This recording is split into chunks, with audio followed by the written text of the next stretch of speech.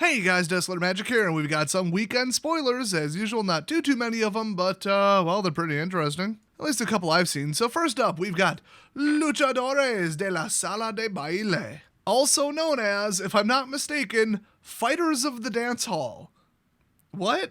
There was already a card about something with dancing. Anyway, this is a 5-cost double white 3/5 creature human warrior, and whenever it attacks, it and up to one target creature you control both gain your choice of lifelink or first strike until end of turn. For a 3/5 for 5 with the power level of white right now, that is just not gonna cut it. But that's fine. I would prefer they don't keep upping the power level of white, thanks. Next up, an Italian card. Yes, that's how you say it. I don't know why you guys think you don't say it Italian. It's either that or Italiano. Anyway, Errante Artiste di Strada, which is apparently errant street artist. Why they put an E on it when it's a proper noun, I don't know. They don't typically do that. And I know that's a name because legendary creature, human rogue. So it's a 1-cost blue 0/3 with flash, defender, and haste. What? Defender and haste in blue for 1 with no attack. Well, it's probably because it has a tap ability. So you pay 2, including 1 blue, and tap it and counter target spell you control that wasn't cast. You may choose new targets for the copy. So you get rid of the first one on the stack, copy it, which doesn't really set off anything. It's not like a secondary casting trigger. Like if you have a card that says every time you cast a spell, blah, it wouldn't go off because you're placing it on the stack, not casting it onto the stack. So this is really, it's like at the end of the day, a glorified redirect that gets around counter spells, I guess, but this is so weirdly specific, and then I guess you get like a 0/3 out of it, but you really got to pay 3 because you'd have to tap it, but you can reuse it. It's not like you have to sacrifice it. So this is just extremely unusual. Well, now I'm rereading the translation. Copy target spell you control that wasn't cast. So it has to be free cast?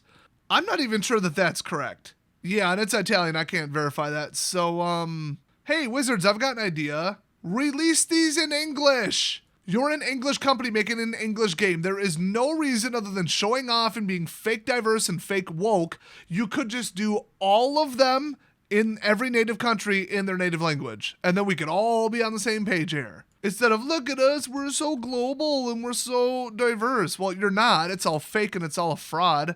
Anyway, next up we got Evolving Door. Oh god, people warned me about this, but I didn't actually read it. It's a 3-cost green artifact rare. Okay. Pay 1, tap it, sack a creature, count the colors of the sacrificed creature, then search your library for a creature card that's exactly that many colors plus 1. So a weirdly specific tutor that elevates in color diversity.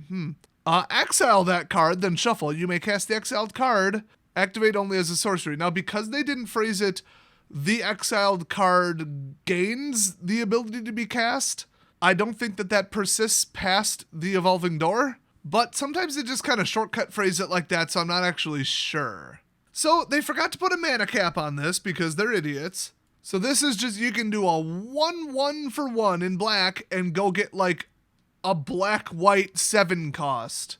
But see, yeah, it's a tutor, but it's not in your hand, so it's safe from hand disruption. Okay, but I think Evolving Door has to survive it, and yeah, I think it would be a bit of a target. But you do have to actually pay for the creature, so if you go get like an 18-cost or something, my issue is it's just a hyper-powerful tutor. Heck, you could drop in an Ornithopter, which is 0 colors, and then go get any monocolored creature out of your deck. I mean, in Commander, that would be insane. Yeah, this is going to be overpowered as all hell outside of Standard. So next up, Exotic Pets. Oh, look, it's Nemo. It's a 3-cost, blue, white, colorless, generic, whatever, honestly, who cares? Instant, uncommon, create 2 1/1 blue fish creature tokens with this creature can't be blocked. Oh, because that never backfires. Then for each kind of counter among creatures you control, put a counter of that kind on either of those tokens? Oh, I was like, it didn't say token, and I'm like, oh, the fish tokens. So, I mean, there's a couple cards, or at least I think one, that says, like, drop a death touch counter on this. There's a handful of them still in Standard, actually, but, I mean, a 1/1 unblockable, it would be cool if you could grab a lifelink counter off of something. I think that would be pretty neat. But I just don't like unblockable creatures. They're just incredibly annoying. It's like mega flying. And you get 2 of them, and they might get an upgrade. And remember, You could just select +1/+1 counter, I assume. So now you got a 2/2 unblockable. What a strange card. Next up, Fairy Vandal. It's a 2-cost Fairy Rogue in blue, 1/2, flash, flying. God, I hate fairies and rogues so much. Whenever you draw your second card each turn, put a 1/1 counter on Fairy Vandal. Another card that would normally be good, but it does not stack up against Luminarch Aspirant, one of the most broken cards in Standard that they still refuse to address, right along with Scootsworm. Next up, Capo della Forgia, or however you say it in Italian. So it's 2 generic, black, red, 3/4, human warrior, and whenever you sacrifice one or more creatures, it deals 2 damage to each opponent. Wait, isn't that pest thing still playable? Wasn't that in Strixhaven? The 4 sack thing? You know that black sack card, that common, that could also sack treasures? Deadly Dispute or whatever? It's like $4 and rising as of today. I wonder why. Anyway, this ability triggers only once each turn, so now I don't give a crap. Next up, Graveyard Shift. I'm sure that's not a play on words. It's a 5-cost black sorcery, and uncommon. This spell has flash as long as there are 5 or more mana values among cards in your graveyard. That's weird. And then return target creature card from your graveyard to the battlefield. So it's a standard baseline 5-cost Resurrector, but marginally better. Okay. I mean, this should cost 5, so whatever.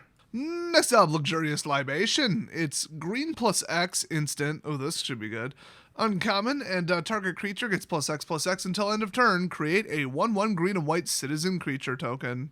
Just one and after the fact? What even is this? Well, it's been a while since we had a green boosty boy, so sure. Instant speed, though. This is going to do some damage. People are going to hate that card, but it's pretty much a green staple. It's more polite and fair to do this at sorcery speed so they can see it coming and maybe have like one phase to do something about it. Instead of, oh, I let a 1/1 through. Hey, dumped mana into it in 1. Ooh, overflow 8. Yeah, feels bad, man. Next up, Mage's Attendant. Oh god, it's a cat burglar. So it's a creature cat rogue, 3-cost, white, 3/2. And whenever Mage's Attendant enters the battlefield, create a 1/1 blue wizard creature token with pay 1, sacrifice this creature, counter target non-creature spell, unless its controller pays 1.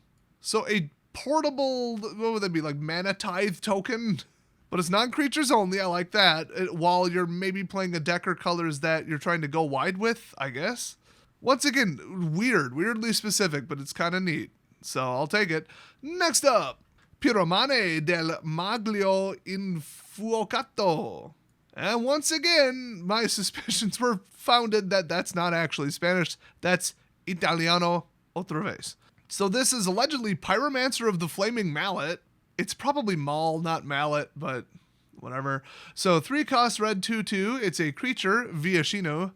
I don't know what that other word is. Is it like species or something? I could type it into Google, but you know, who cares? So if you pay 1 and tap it, Pyromancer of the Flaming whatever deals X damage to any target where X is the number of permanents you sacrifice this turn. Oh good, another red treasure deck card. Fantabulous. Next up, Orientasio de Rafin. Yeah, we all know what the fish hook on the bottom of the sea is. It's Des's favorite language. I'm going to try to translate this verbatim, and remember, I vaguely speak Spanglish. So, enchantment, aura, 1-cost, white common, enchant creature. To the creature that's enchanted, it receives +1/+1. You may conjure this card from your cemetery, paying 3, 1 white, 2 generic, something time of paying your something of mana. Okay, I'll look it up. Oh, instead of paying its mana cost. So you may cast Rafin's Guidance from your graveyard by paying 3 instead of it paying its mana cost. So just flashback. My god, if you're going to do it, just do it. So +1/+1 aura for 1. It's kind of throwaway, but can come back for, you know, overpriced, but still, like it can come back. You probably should pay more for that. This is just a neat card, especially in draft. Unfortunately, that homeward, homeland, homie, I don't remember what it is just infinitely better of a card for 1 white. And that one actually has flashback.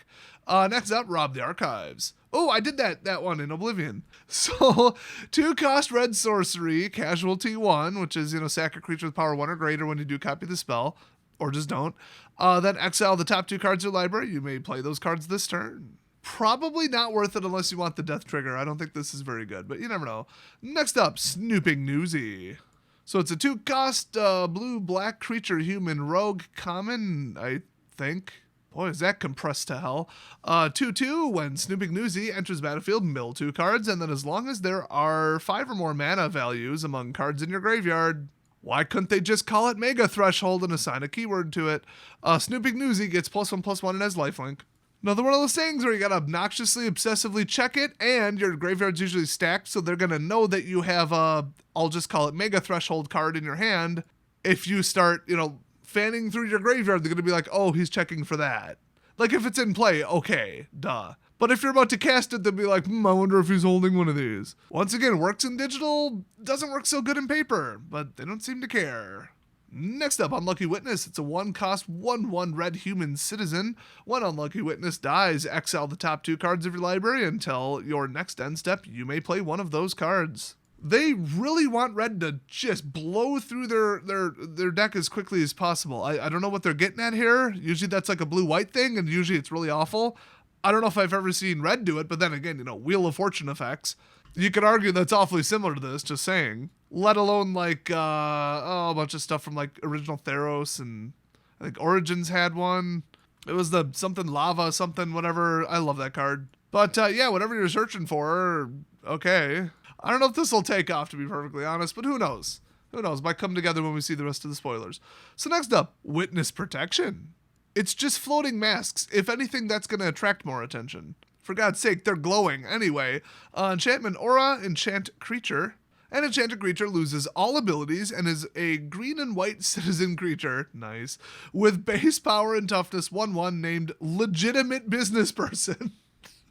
What? They're just having fun with it now. Remember what I said earlier in the earlier spoiler videos was they're taking the set very, very seriously. It's not like the D&D one where they put in a bunch of like jokes and plays on words and the "you are already dead," aka Omaira na Shindaru from the I don't know, Space Japan set, Neo, whatever. So yeah, this is like Turn to Frog. This is like Ichthyomorphosis, but it only costs 1. That's wild. Do not underestimate the sheer power of this. And this in the common slot, this is going to be your weapon if you draft blue. And that is it. So pretty interesting cards. Not really much overpowered in the set. Really, the worst of the worst we've seen is the very first card they spoiled. That 3-color red, white, blue enchantment that puts a counter on every single token or non-token creature, every single upkeep or end step or whatever. And it's not legendary. There's no excuse for something like that, especially in the go wide color. I mean, it's like, it's very clear who they want to win, and the rest that we've seen is low-powered crap pretty much. But the third day of spoilers was pretty rough. There's some pretty egregious bad stuff, but I wouldn't even say like standalone necessarily. I would just say, oh, well, we don't need that given the current standard meta that they can't predict when they design and finalize these sets. So it is what it is, but what they need to do is offset it with very aggressive bannings, which they're just calling them rebalances and only fixing alchemy so that you have to spend more money on that. And they've completely abandoned paper, basically. Because they've even said it themselves, the only people still playing paper are commander people, so... Oh, and anything goes casual players, kitchen table. So it's a shame that they let the game get like that, and looks like they're going to keep doing stupid cash grab crap. There's a bunch of secret layers that I didn't report on because I'm just done doing that. And, yeah, I guess I might cover the spoilers for, like, the Commander thing that's coming out with this, and, too many products, too many anti-consumer moves, and they're almost trying to put gaming stores out of business at this point. They think they could prop it up with just digital. Nobody's learning digital, it's awful, and you gotta drop $200 day one to even build one deck, so, no, absolutely not. I have a way out, though. I have a way to fix it. I came up with it on live stream and people were kind of into it. So I'm going to make a video about that later. So watch for that. It is going to blow your mind at how simplistic it is and how easy of a fix it is. And I'll see you guys next time.